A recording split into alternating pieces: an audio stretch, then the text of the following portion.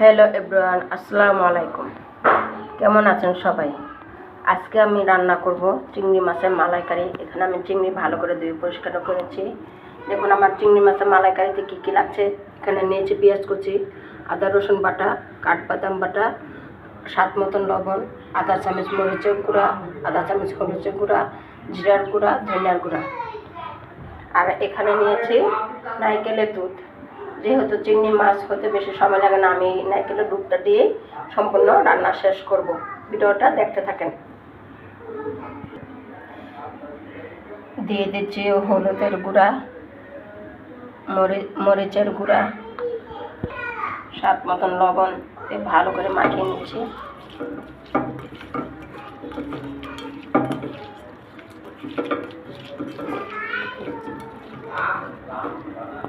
দেখুন আমার কড়াইটা গরম হয়ে গেছে।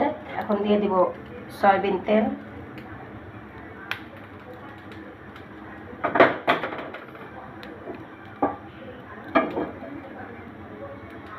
এখন দিয়ে দিব চিংড়ি মাছগুলা, একটু ভালো করে ভেজে নিব।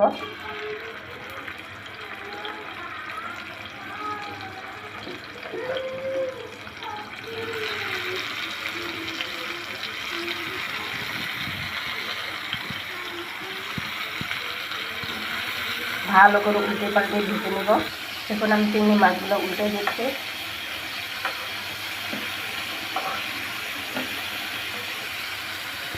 চিংড়ি মাছগুলো উল্টানো শেষ, চিংড়ি মাছগুলো ভাজা শেষ। এখন আমি নামিয়ে নিচ্ছি।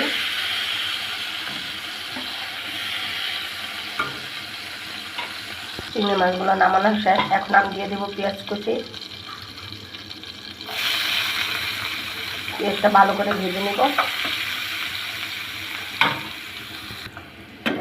আপনারা চাইলে পেঁয়াজ বাটাটাও এখানে ব্যবহার করতে পারেন। আমি এখানে পেঁয়াজ বাটা দিয়ে নিই, যার কারণে পেঁয়াজ কুচি দিয়েছি। ভালো করে লাল লাল করে ভেজে নেব। এখন দিয়ে দিব আদা রসুন বাটা, একটু পেঁয়াজের সাথে ভেজে নেব যাতে কাঁচা গন্ধটা দূর হয়। দেখুন আমার পেঁয়াজগুলো ভাজা শেষ হয়ে গেছে। এখন আমি দিয়ে দিব হলুদের গুঁড়া, মরিচের গুঁড়া, ধনিয়ার গুঁড়া, জিরার গুঁড়া, স্বাদ মতন লবণ,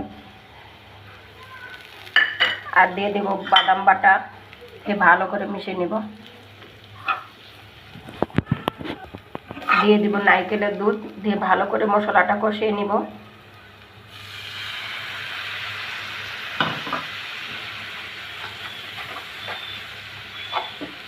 এখন ভালো করে মশলাটা আমি কষিয়ে নিব। দেখুন আমার মশলাটা ভালো করে কষানো হয়ে গেছে, চারু মধ্যে তেল বেশি উঠেছে। এখন এই পর্যায়ে আমি দিয়ে দিব চিংড়ি মাছগুলা, ভালো করে মশলার সাথে মিশিয়ে নিব। মিশানো শেষ। এখন দিয়ে দিব নারকেলের দুধগুলা। চিংড়ি মাছ হতে বেশি সময় লাগে না, নারকেলের দুধগুলো দিয়ে দিচ্ছি।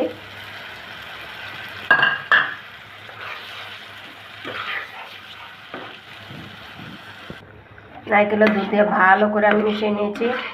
এই দুধটা দিয়ে আমার চিংড়ি মাছ মালাইকারি রান্নাটা হয়ে যাবে। এই পর্যায়ে দিয়ে দিব আমি 4-5টা কাঁচামরিচ, এখানে সবুজ আর লাল দুইটা নিয়েছি।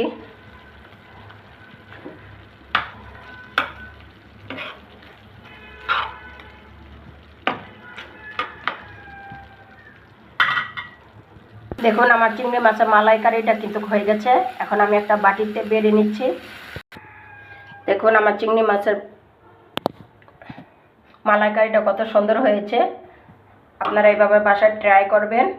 আমার ভিডিওটা যদি ভালো লাগে চ্যানেলটা সাবস্ক্রাইব করে দিবেন, লাইক কমেন্ট এবং শেয়ার করে দিবেন। আজকে এ পর্যন্তই। আল্লাহ হাফেজ।